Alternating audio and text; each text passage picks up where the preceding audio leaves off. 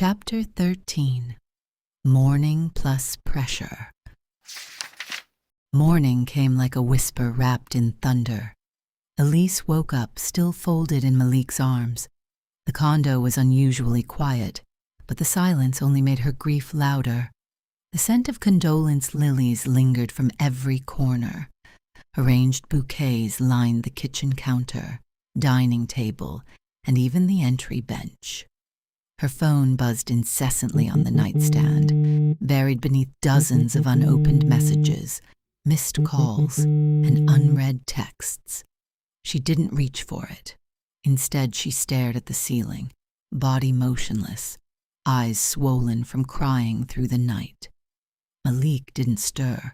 His arms tightened slightly, sensing her consciousness without ever opening his eyes. He was her only anchor in a storm she wasn't ready to name.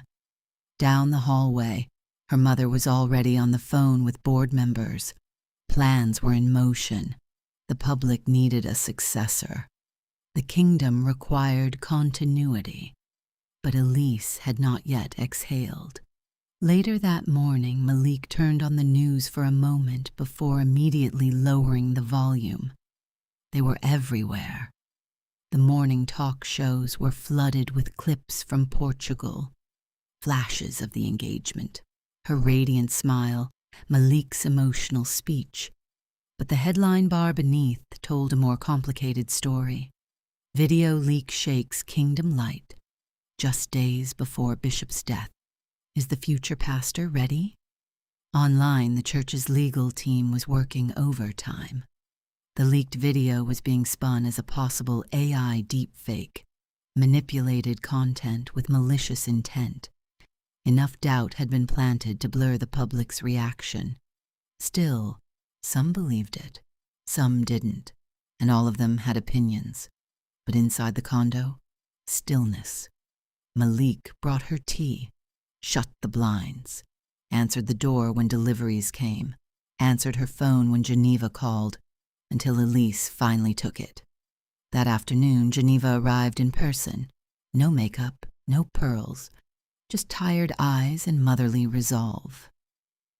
"I brought something," she said softly, handing Elise a sealed envelope. "He asked me to give it to you. Now." Elise hesitated, then opened it with trembling fingers. Her father's handwriting was steady, strong, just like his voice. "Superstar, if you're reading this, I'm gone. But that means you're ready. You were always the pastor, baby girl. We just needed time to catch up. Let them talk. Let them wonder. But don't let them change you. Be the storm and the stillness. Daddy." The paper caught her tears. As dusk approached, Elise stood barefoot near the floor-to-ceiling windows, watching the city shift under golden skies. Her robe was loosely tied, her heart even looser. She hadn't touched her sermon notes, but tonight she began. No announcements, no structure, just a blinking cursor and a quiet question in her spirit. "What would you say if this were the last time you spoke?" She started with a title, one line, then another, one truth at a time. By morning, she was dressed in black. Malik knelt in front of her, tying the delicate strap on her heel like he had done it his whole life. His head rested momentarily against her knee before he looked up. "Will you stand with me?" she whispered. "In every way that mattered," he said. Just then, Geneva entered the room, phone still in hand. "They want your first sermon the Sunday after his burial," she announced flatly. The board already approved it. Elise blinked once, then twice. "Then I guess I better make it count." The condo was finally still. The cameras had gone quiet. The phones, once vibrating nonstop, now sat face down on the marble counter. Outside, the wind moved through the city like it had no clue the world had shifted. Inside, Elise sat on the floor of her bedroom, legs folded, back resting against the edge of her bed. A blanket wrapped around her shoulders like armor. The letter from her father lay open in her lap, creased, tear-stained, and memorized. She'd read it so many times she could recite it by heart, but today she needed to respond.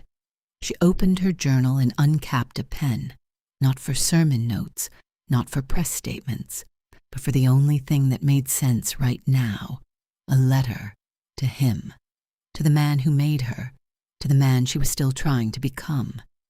Dear Daddy, they're calling me a pastor now. Isn't that something? You always said I had it, the weight, the sound, the stillness. You'd smile and say, "You feel like church, Ellie." But I never told you how scared I was to carry it, how I used to peek into your office and wonder if I'd ever be strong enough to sit in that chair, how sometimes I still don't know if I am. You never made me feel small, even when I was. You always talked to me like I was already standing behind that pulpit. I hope I made you proud before you left. I hope you heard my voice in the room one of those nights when you drifted off and knew that your legacy would live, not through imitation, but through transformation. There are things I can't say on Sunday, things they wouldn't understand, but I think you would, because you hinted at it in your final words, the loneliness, the questions, the feeling that maybe the church we love so much doesn't always have room for all of us. I'm not broken. I'm just layered. I'm learning that holiness and humanity don't have to fight inside me. They can hold hands. Thank you for loving me before I even knew who I was. Thank you for not waiting until I was perfect to call me worthy.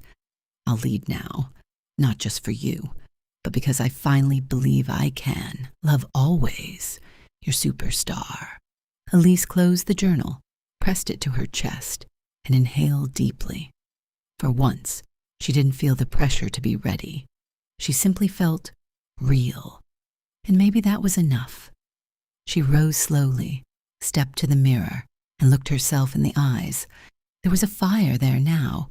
Not the fire of performance, but of presence. The installation was days away. Her father was gone. The video scandal was fading.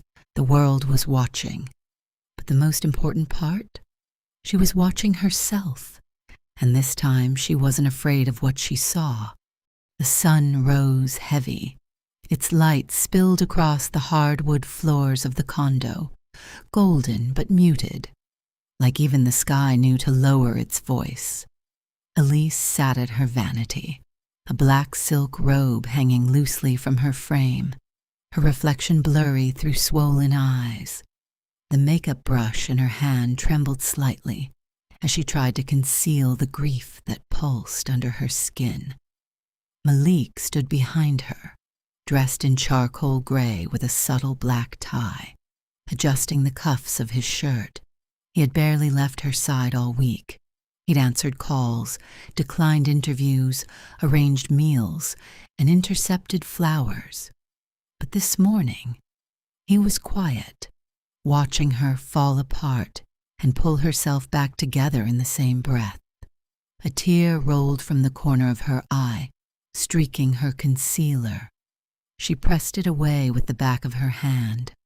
Her lips parted to breathe, but nothing steady came. Malik crossed the room and crouched beside her. He took the brush from her hand and placed it gently on the vanity. Then he reached for her chin, lifting it slightly until their eyes met in the mirror. "I know today is one of the hardest moments of your life," he said softly. "But your father already knew who you were becoming. The woman you are today is the daughter he was proud of yesterday." Elise swallowed hard. "He called you his superstar," Malik continued. "But I see more than that. I see the woman who stayed, who served, who gave even when she was empty. Today, just breathe. Don't perform. Don't pretend. Just be." Her shoulders trembled. For a moment, she let herself lean into his chest, his hand cupping the back of her head as she released one more silent cry. Then, with a long exhale, she stood. They left through the condo's private garage. Paparazzi crowded the front entrance like vultures, lenses clicking, voices shouting. But Elise didn't hear them. Not this time. Malik shielded her with his body, his hand protectively resting on the small of her back as their driver opened the door to the black SUV. The drive to her mother's house was quiet. When they arrived, the staff opened the gate and ushered them inside swiftly.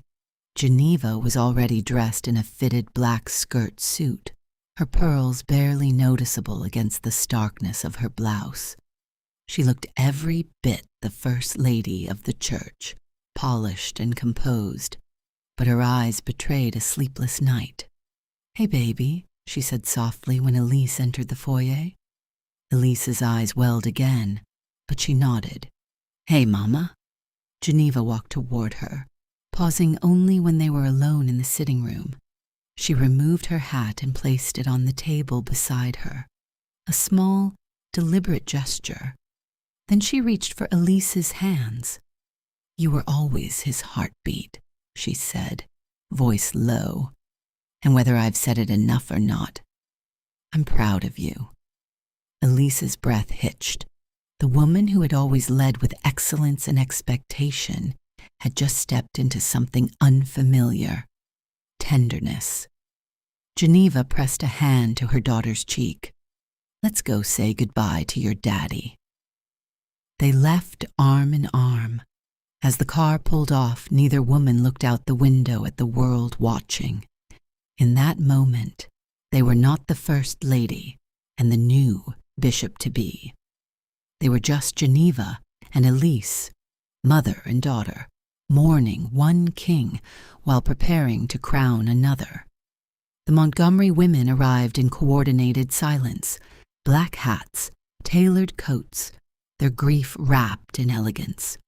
The cathedral was overflowing.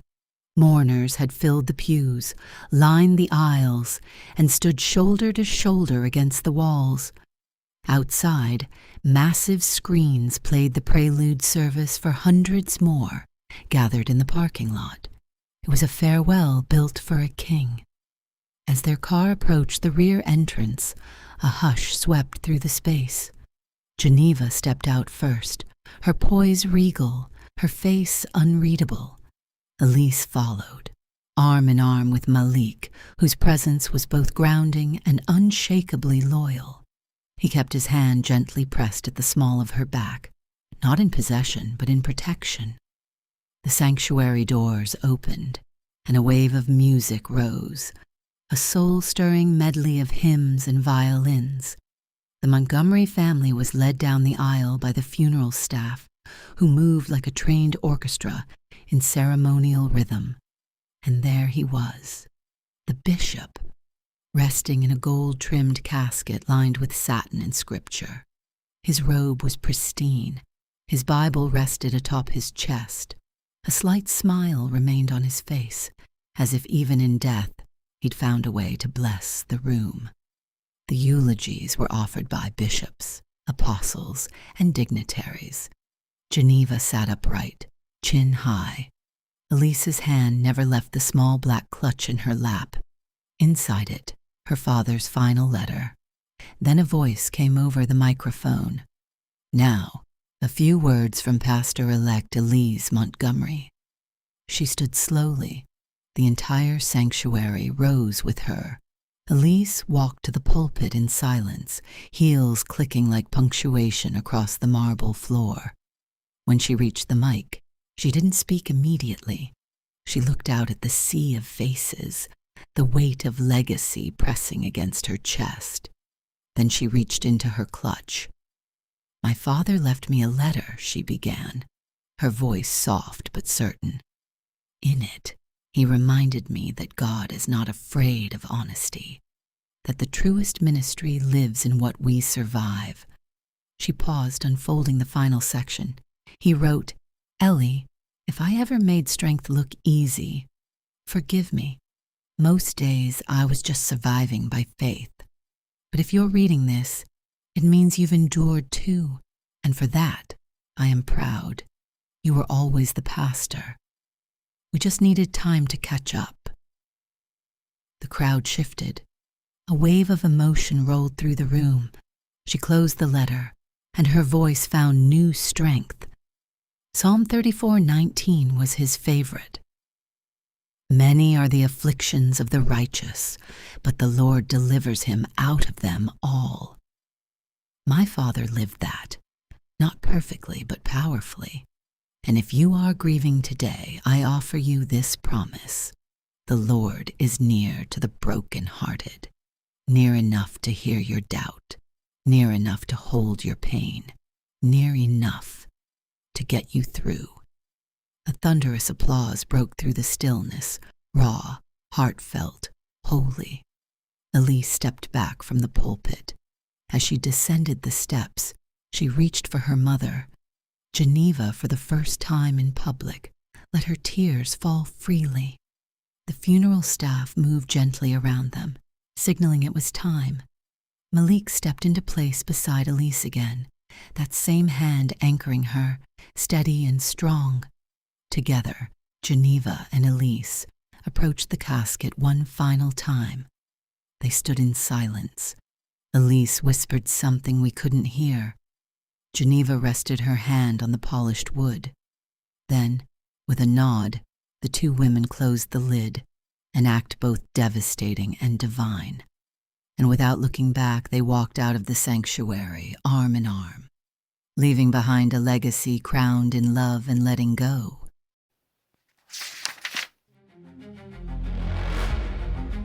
You've just completed episode 13 of The Bishop's Daughter, but every secret, every sacrifice, and every choice has been leading to this moment. Join us next week for the explosive final episode, where everything comes to an end.